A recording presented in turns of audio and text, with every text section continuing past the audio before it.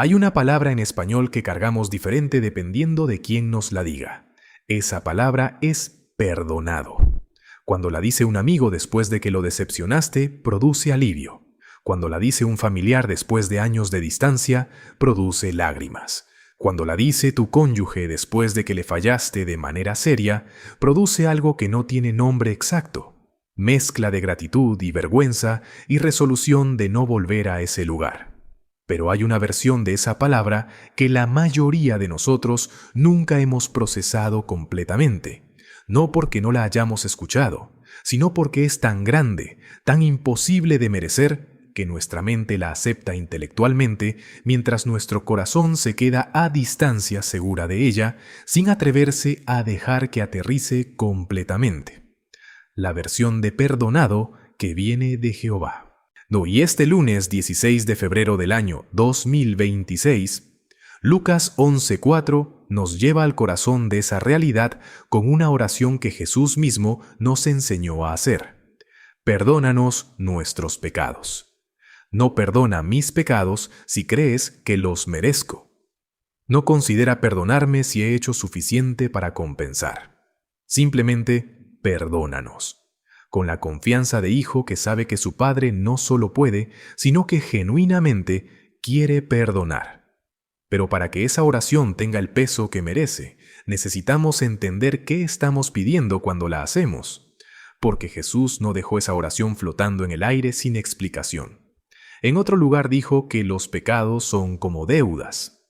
Y esa metáfora, simple a primera vista, abre puerta a profundidades que los estudiosos han explorado durante siglos y que el material de estudio hoy resume con 6 conceptos que necesitamos sentarnos a examinar con calma. Restaurar nuestra amistad con Jehová, sacrificio de rescate de Jesús o el rescate. Empecemos por entender el problema antes de celebrar la solución, porque hay tendencia humana de querer saltar directamente al Jehová nos perdonó, sin pararnos realmente en la magnitud de lo que hacía falta perdonar. El estudio lo dice sin rodeos. Nosotros solos no podemos recuperar todo lo que Adán y Eva perdieron. Y cita el Salmo 49, versículos 7 al 9, que en su idioma original hebreo tiene un peso casi aplastante. Ningún hombre puede perdonar los pecados a otro ni pagarle a Dios su rescate. El precio de su vida es muy costoso. Ningún pago bastaría jamás para que siguiera viviendo para siempre y no viera la corrupción. Ningún pago bastaría jamás. Esas palabras describen situación sin salida. No situación difícil que con suficiente esfuerzo eventualmente se resuelve. Situación sin salida de manera absoluta. La deuda que tenemos con Jehová por el pecado heredado de Adán, más los pecados que añadimos nosotros mismos, es deuda que ningún ser humano puede pagar independientemente de cuánto se esfuerce, cuánto sufra, cuánto se sacrifique. El estudio cita también Eclesiastés 3:19. El destino de los seres humanos y el destino de los animales es el mismo. Sin la intervención de Jehová, sin el rescate que Él proveyó, ese sería nuestro horizonte. La misma finalidad que el animal que muere en el campo, sin esperanza de resurrección, sin esperanza de vida eterna, no sin posibilidad de recuperar lo que Adán perdió. Y necesito detenerme aquí porque sé que algunas personas en este video están pensando: sí, sé esto teóricamente, lo he escuchado toda mi vida. Pero hay diferencia enorme entre saber esto y haberlo sentido, entre tener esta información archivada en tu cabeza y haberla procesado hasta que cambie cómo te sientes al despertar cada mañana. Permítanme intentar algo diferente. Quiero que pensemos en esta situación sin el final que conocemos, sin saber lo que Jehová iba a hacer. Solo la situación humana en su estado puro. Eres criatura diseñada para vivir para siempre. Tienes capacidad de amor, de creatividad, de relación profunda, de asombro ante la belleza, de conexión con algo más grande que tú mismo. Tienes dentro de ti anhelos que solo tienen sentido si hay eternidad para satisfacerlos. Nada en tu diseño apunta hacia el límite de 80 años y fin. Y sin embargo, estás muriendo. Tu cuerpo lleva el sello de mortalidad desde el primer aliento. Cada célula en tu cuerpo tiene contador regresivo incorporado. El tiempo literalmente se escribe en tu rostro, en tus articulaciones, en tu energía, y no hay absolutamente nada que puedas hacer para detenerlo. Ese abismo entre lo que fuiste diseñado para ser y lo que heredaste de Adán, eso es la deuda, no en sentido legal, en sentido profundamente existencial. Hay algo que deberías tener y que no tienes. Hay algo que deberías poder llegar a ser y que por ti mismo nunca llegarás a ser. Y entonces entra Jehová. El estudio cita Juan 3:16, contexto que probablemente todos conocemos de memoria. Dios amó tanto al mundo que entregó a su Hijo unigénito para que nadie que demuestre tener fe en Él sea destruido, sino que tenga vida eterna. Entregó. Esa palabra contiene todo el peso de lo que esto costó. No prestó, no alquiló temporalmente, entregó. Con todo lo que eso implica de dolor, de separación, de ver sufrir a alguien que amaba con amor que trasciende toda descripción humana. Y para entender completamente la magnitud de ese acto, necesitamos examinar uno por uno los 6 conceptos que el estudio menciona, no como ejercicio académico, como ventanas que abren perspectivas diferentes sobre la misma realidad asombrosa desde diferentes ángulos. El primero es restaurar la amistad con Jehová. Esta palabra viene del latín y en su raíz significa volver a hacer consejeros, de restaurar una relación que se rompió entre partes que antes estaban unidas. Segunda de Corintios 5:18 y 19 dice que Dios, por medio de Cristo, nos reconcilió consigo mismo. La imagen que evoca es de 2 partes que estaban separadas por enemistad o distancia y que ahora fueron traídas de vuelta al mismo lugar. Pero hay algo que necesitamos captar sobre quién inició esa reconciliación. Porque en disputas humanas típicas, la parte que causó el problema es la que normalmente tiene que tomar la iniciativa de reconciliación. La que rompió la relación es la que tiene que ir al otro y buscar restaurar lo que rompió. En esta situación, la humanidad rompió la relación con Jehová. La humanidad, representada en Adán y luego reforzada por cada uno de nosotros personalmente, tomó la decisión de alejarse, de confiar en la serpiente sobre Jehová, no de actuar de maneras que son fundamentalmente incompatibles con su carácter santo. Y sin embargo, fue Jehová quien tomó la iniciativa de reconciliación. No la humanidad buscando a Dios, Dios buscando a la humanidad. Pablo lo dice explícitamente en Romanos 5:10. Cuando éramos enemigos, fuimos reconciliados con Dios mediante la muerte de su Hijo. Cuando éramos enemigos. No cuando habíamos demostrado que merecíamos reconciliación, cuando todavía éramos enemigos. Eso redefine completamente el marco de la relación. No es historia de humanidad pecadora eventualmente haciendo suficiente para merecer el perdón de Dios ofendido. Es historia de Dios buscando reconciliación con la humanidad que no lo merecía ni lo buscaba. El segundo concepto es el sacrificio de rescate de Jesús. Esta palabra es menos familiar para muchos, pero enormemente rica. En hebreo la raíz es kafar, que significa cubrir, borrar, limpiar completamente. En el sistema de sacrificios del Antiguo Testamento, el rescate era el proceso mediante el cual la mancha del pecado era removida para que la persona pudiera estar delante de Jehová sin que esa mancha creara barrera entre ellos. Levítico 16 describe el día de expiación, el día más sagrado del calendario hebreo, cuando el sumo sacerdote entraba al Santísimo para hacer expiación por los pecados de todo el pueblo. Era evento anual que recordaba que los pecados acumulados durante el año necesitaban ser tratados antes de que la relación con Jehová pudiera continuar. Pero esos sacrificios animales eran sombra, señalando hacia algo más completo que vendría. Hebreos 10:4 es directo. Es imposible que la sangre de toros y machos cabríos quite pecados. Los sacrificios del Antiguo Testamento no quitaban pecados en sentido definitivo.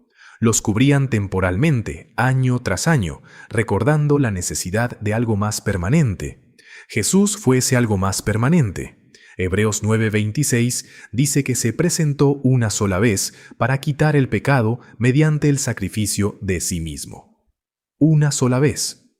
No sacrificio anual repetido, un acto definitivo con efecto permanente.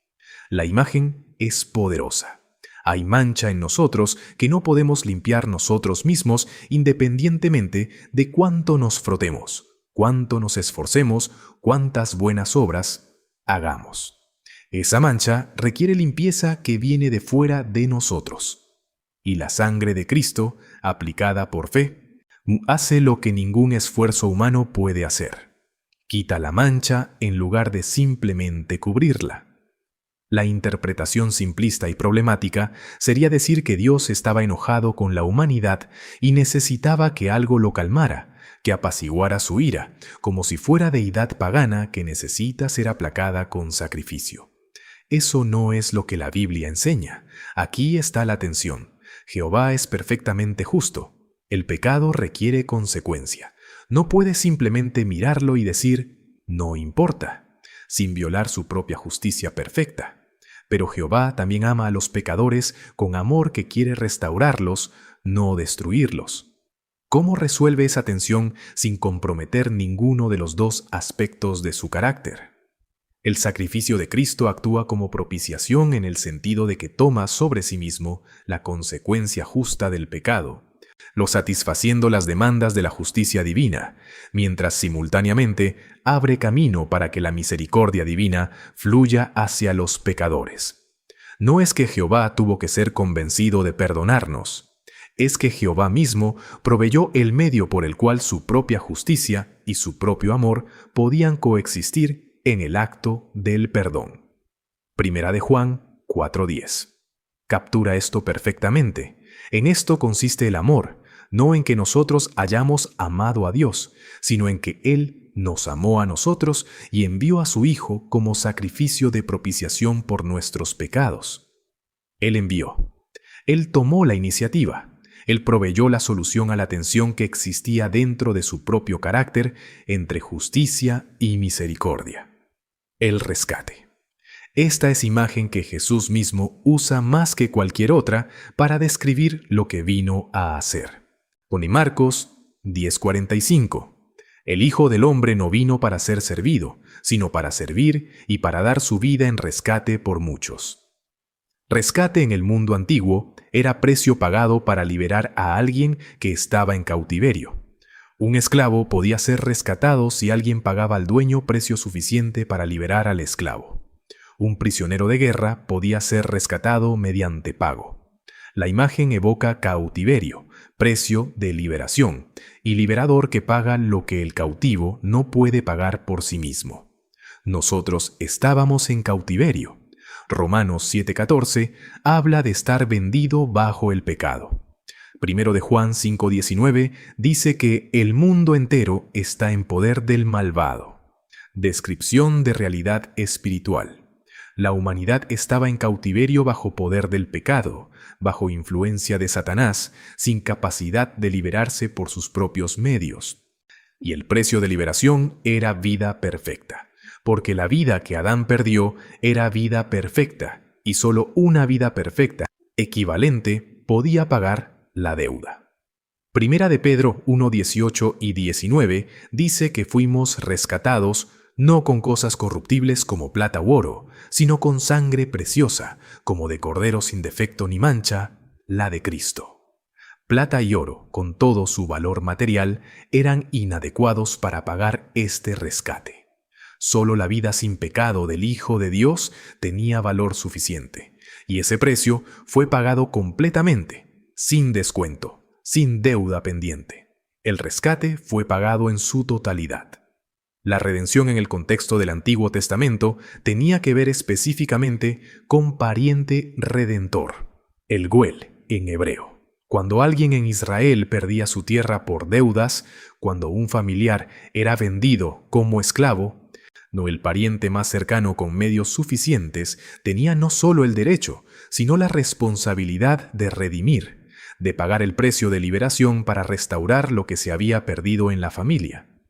El libro de Ruth ilustra esto bellamente con Booz actuando como pariente redentor de Noemí y Ruth. Pero es tipo de sombra que apunta hacia algo mayor. Jesús actúa como nuestro pariente redentor.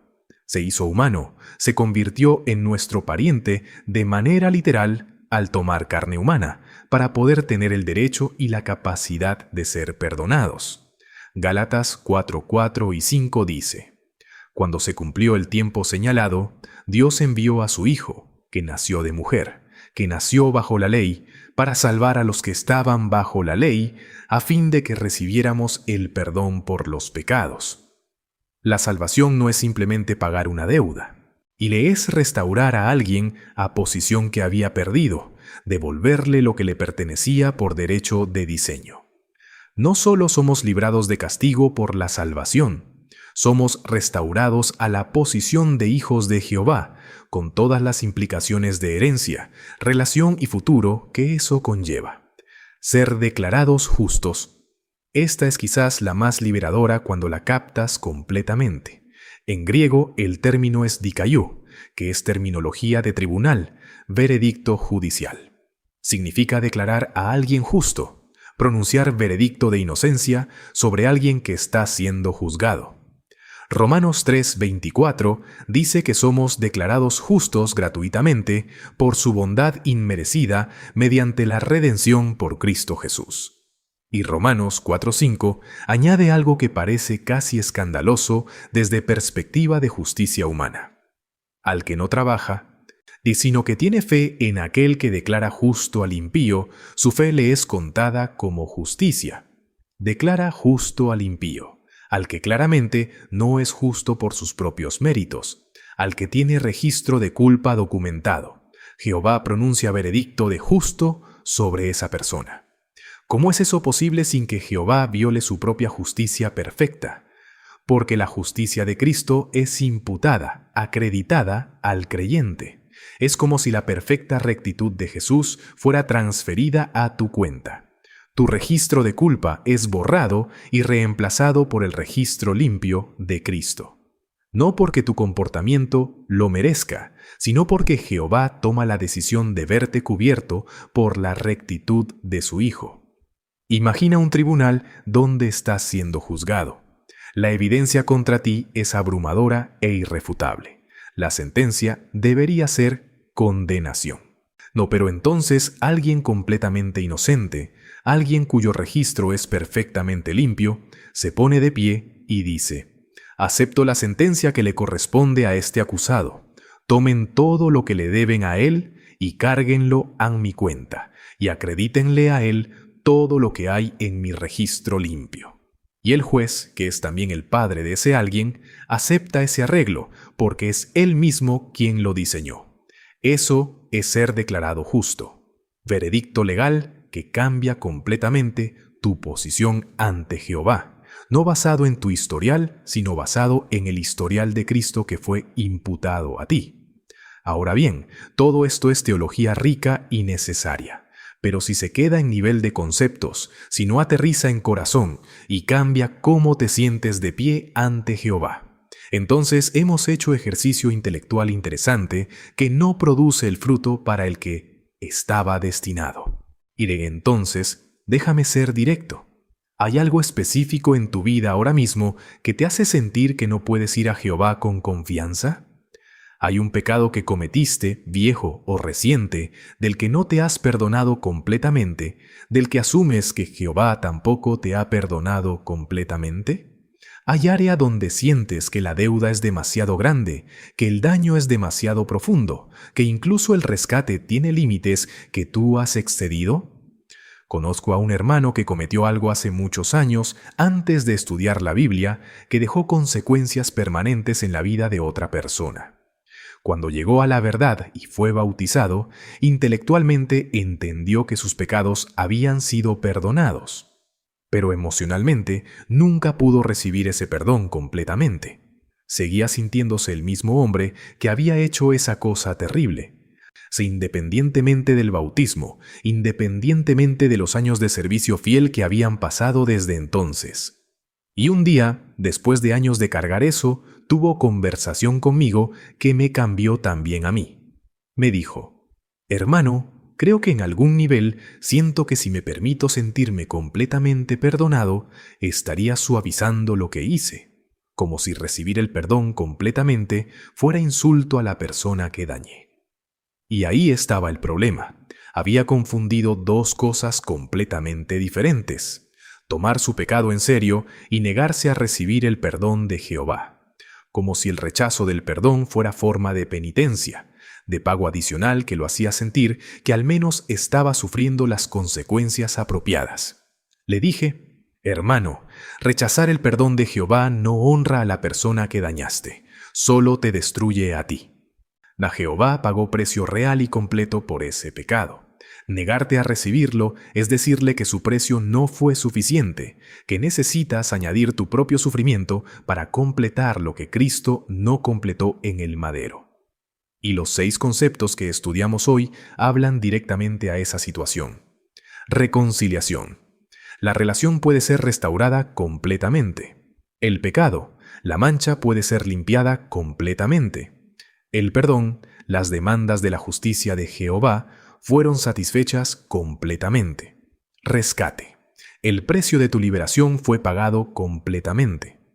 El sacrificio de Jesús, tu posición como hijo, fue restaurada completamente. Ser declarado justo. El veredicto que Jehová pronuncia sobre ti es justo completamente.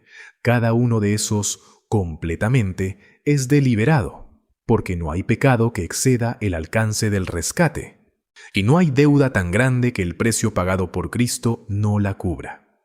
Hebreos 7:25 dice que Jesús puede salvar completamente a los que se acercan a Dios por medio de Él, ya que siempre vive para interceder por ellos. Completamente, no parcialmente, no hasta cierto punto. Y cuando Lucas 11:4 nos enseña a orar: perdónanos nuestros pecados, esa oración es donde reconocemos cuán malos somos para que Jehová se sienta bien rechazándonos.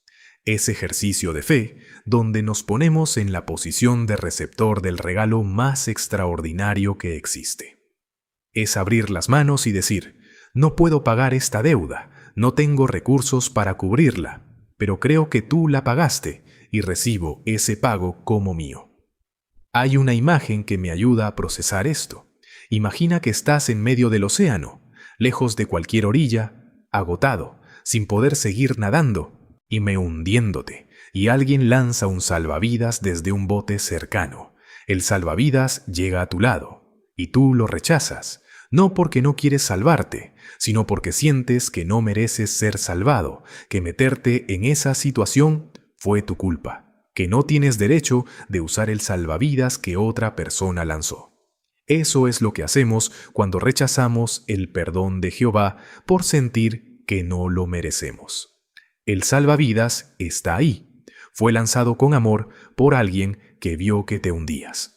Y el único movimiento que se te pide es extender la mano y aferrarte a él.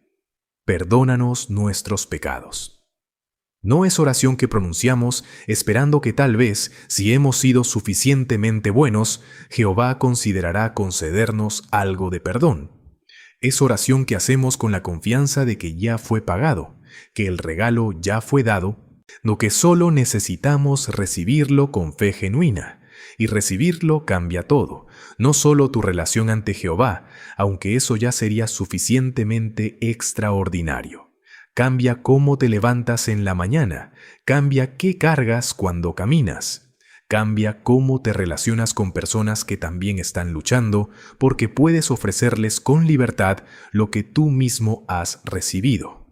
Perdonado, completamente, por gracia que no merecías, por amor que no tenía que existir, pero que existe de todos modos, por Padre que vio que te hundías y lanzó el salvavidas antes de que lo pidieras.